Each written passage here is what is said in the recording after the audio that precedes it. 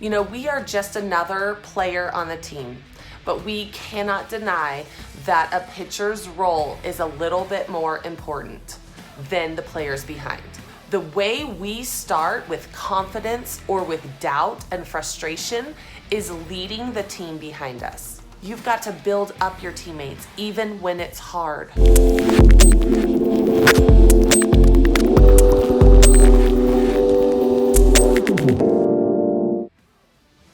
Welcome to the Weekly Dose. We are in April, which means we are going to be talking about the uncontrollables out on the field. These are different things that obviously we can't control, so we have to understand that and not let those specific examples ruin our game, right?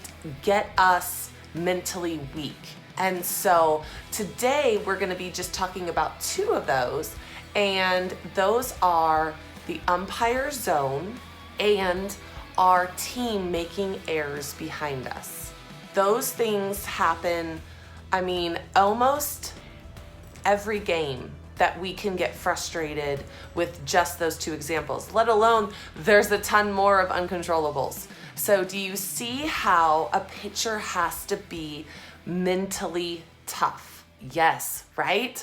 We have to be so strong. You know, we are just another player on the team, but we cannot deny that a pitcher's role is a little bit more important than the players behind.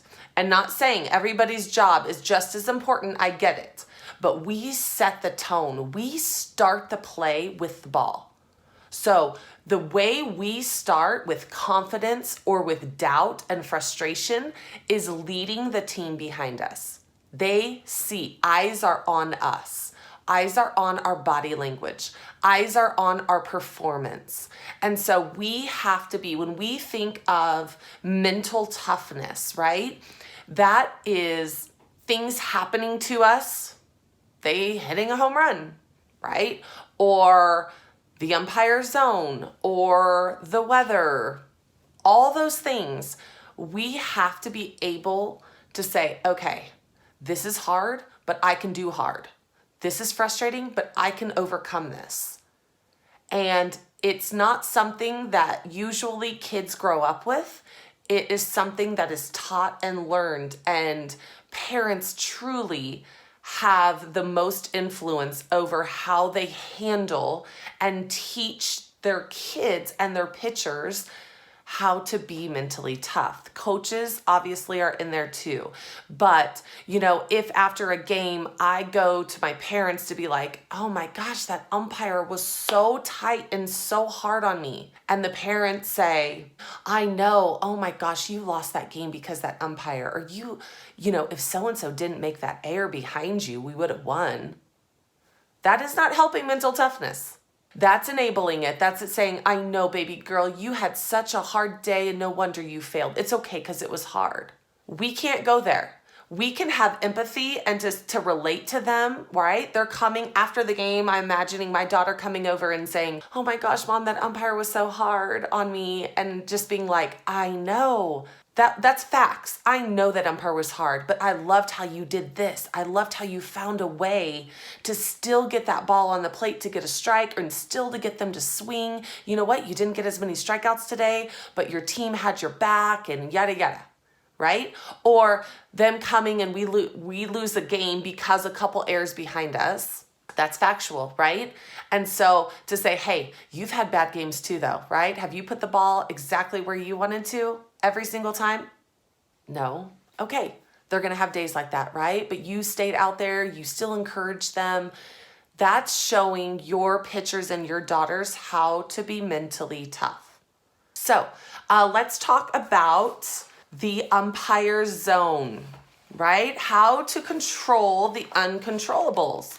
So within the umpire zone, I always say the first two innings of the game, really the first inning, but sometimes maybe the first two innings, if they have a lot of lefties, the first inning, and then you want to see kind of how they are with righties as well. So by the first two innings, you should know what zone the umpire has. And You should know. My dad would always tell me, Jamie, you find out what that umpire wants and you give it to him. And you're like, some of you are like, what? Yes, right? The umpire is the one that kind of controls the balls and strikes. And that's what I do is pitch balls and strikes. I got to find out what the umpire wants so I know how to work together with him or her. Majority of umpires are men. I wish more women would come in. So if an umpire likes a little bit of higher pitches, right? Not really giving the strike at the knees, then I'm not throwing a ton of drop balls unless I get ahead where I want them to swing and miss because I know the umpire is not going to call that a strike. Some umpires will call one side of the plate, but not really the other. Maybe the one that he's sitting at, he calls because he sees that pretty well.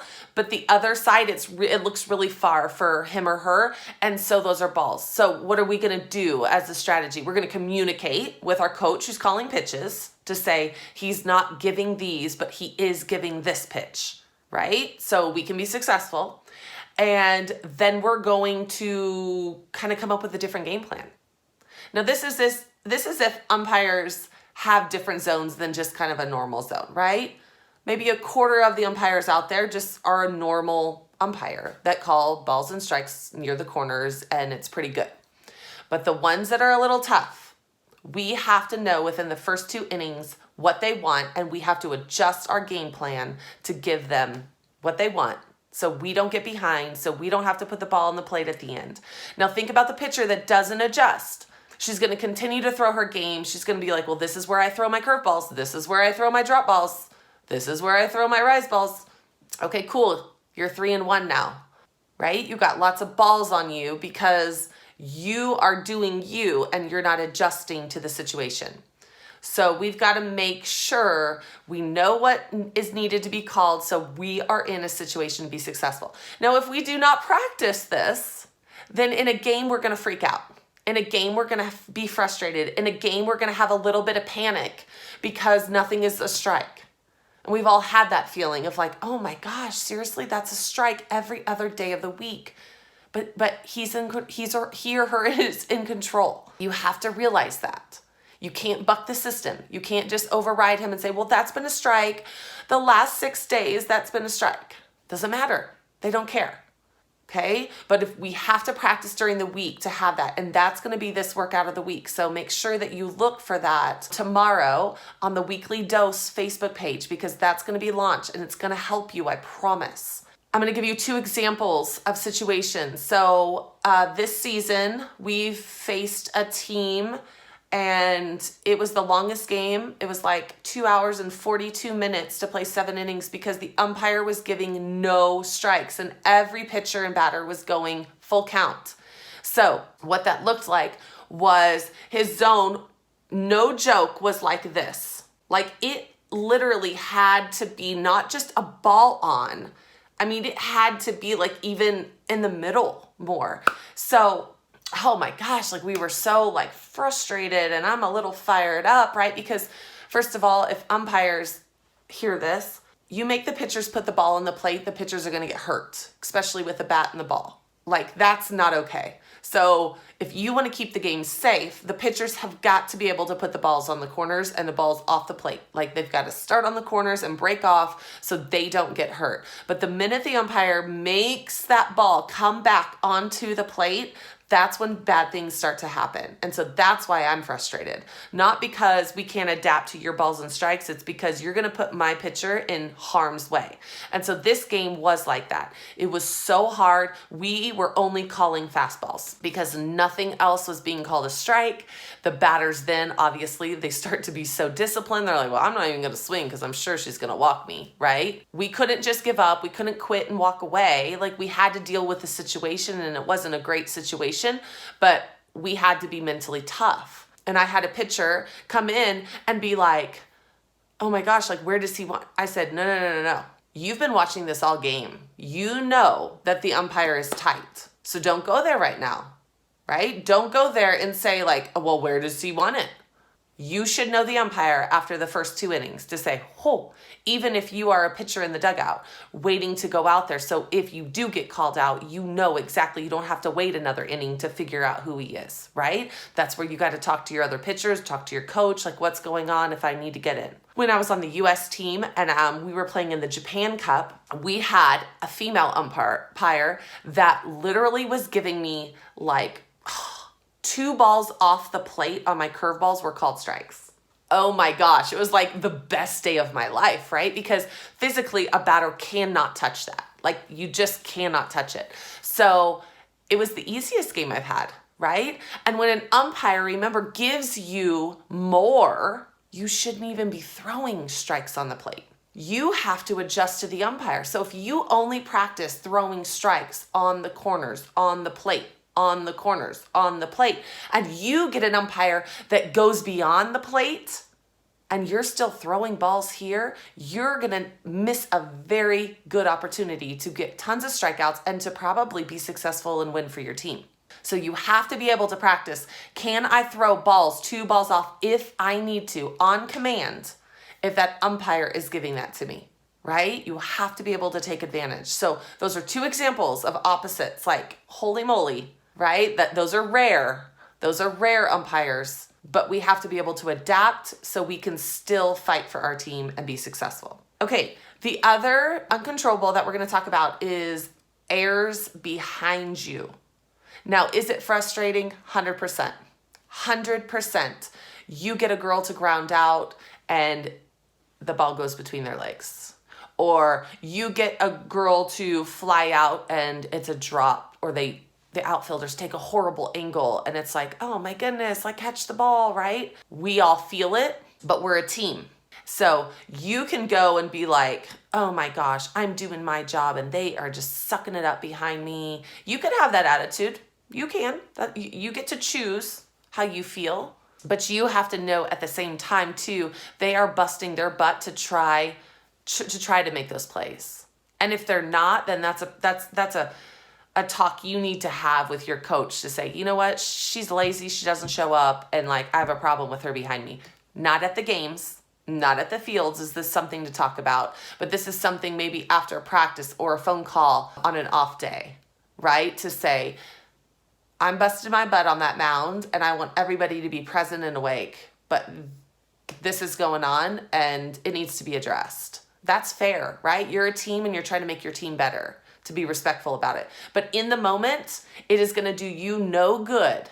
It's going to show you have an ego, actually. So if coaches see this, I would scratch you off my list, right? Frustration, 100%, you could be frustrated.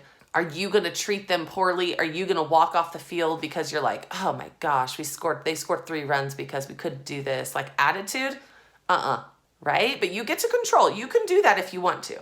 But it's not a good look and it's not a good teammate. Because if you have given up 2 home runs in a game, should they feel the same way about you? Oh, she's just going to pipe that one, right? We all mess up and it's a bummer. In some situations we almost win and we still mess up. It's just a sucky situation. But you have still got to encourage and pull it out of them because you need them behind you. You need them to try to make the next play. So they already probably feel really bad. And then if they know their teammates are kind of mad at them, maybe their coach is mad at them, maybe their parents are, right? Do you think they're going to make a good play next time? No. You've got to build up your teammates even when it's hard, right? Build up your teammates even when it's hard. And your team will come together. They will want to work harder for you. You can't control that. So you get to be on the mound. You are going to encourage your teammates in a genuine way, and you're going to keep fighting. Another positive or the silver lining of this is you get more opportunities to strike out people, to be successful against them, to show your stuff, right? Example, I was pitching and I don't think my team made an error behind me, but it'll all come together at the end of the story. But this girl might have got like a double or a triple off of me. And I was like, oh my gosh, my college coach that I want me she was my college coach in my future. But At the time, I don't think I had verbaled yet. And so she was watching me and I'm like, are you kidding me? The one time I give up a triple, like she's watching, like this is horrible, right? Because we don't give up a ton of triples. And so I'm kind of like, letting it kind of get into my head and whatever. We get out of it, the inning, and it's fine. And so afterwards I'm talking to her and she's like, I kind of said that like, oh my gosh, you saw that. And she's like, but Jamie, I wanted to see how you compete to get out of the innings because people in college might hit a triple off of you, right? People in college are going to hit home runs off of you. You're going to have your teammates making errors behind you. And it's how you answer back to that, the next pitch, the next batter. How do you handle the hard stuff? That's what we want to see. College coaches know you're not perfect. College coaches know your team's not perfect, but how do they see that you handle the situation? With frustration, with ego, with, oh my gosh, you're making me look bad? Or are they being like, okay, that's all right, let's go, let's finish this inning, let's do this, let's get this next one out, right? And then you get it out and look at the difference. Wow, you can compete. You have your teammates back. It's night and day how you can see the glass half empty or half full, right? And the college coaches are seeing that. They're seeing you. They know your teammates. Like they know your teammates are going to make errors. How do you handle? Because you can't control that. So I encourage you when you get frustrated, fact, I've been frustrated, right? That's a feeling we have. We get annoyed. We get mad. We get sad sometimes when we just want to cry. We get all those feelings on that mound, but we have got to be tough, mentally tough to answer back and to continue to move on because that's our position. We don't get to drop a ball in the outfield and then not get another ball for 3-4 innings. We hold the ball the next pitch, right? So you have to be able to move on with a good mind, with a good body posture, right? Even if you have those feelings. I encourage you to be tough. I encourage you to look at tough situations, hard situations, and beat them. And I encourage you to practice those situations. And you're like, well, how can I practice an error behind me? You can think about it. You could be like doing batters and you could say, whoever's catching you, like if it was me, I'd be like, hey dad, I'm just gonna imagine that we drop this ball. I'm super frustrated. I'm gonna come back and get this next batter, right? Because then in the game when it happens, it's kind of corny in practice because nothing really happens. But in game when it does happen, I've practiced this before. I got this. We can't just be robotic and practice our pitches. We've got to be able to adapt to situations. So I encourage you to get on the weekly dose tomorrow and see the workout of the week because it's going to help you. And I encourage you to subscribe because we have some wonderful stuff coming up. Next week, we are going to be talking about the uncontrollables of weather and injuries or like being kind of hurt, right? And like fighting through that. So don't miss next week. And then after that, our next week is going to be about jealousy within teammates, how we can't control how other people view us. And I know that from experience, I know that in that pitcher's position, there's a lot of jealousy. So it might hold you accountable or convict you, or it might help you along the way to deal with other teammates that might look at you and kind of, be hurtful. So subscribe and catch us on the Weekly Dose Facebook page for more information. All right, I'll see you guys later. Bye.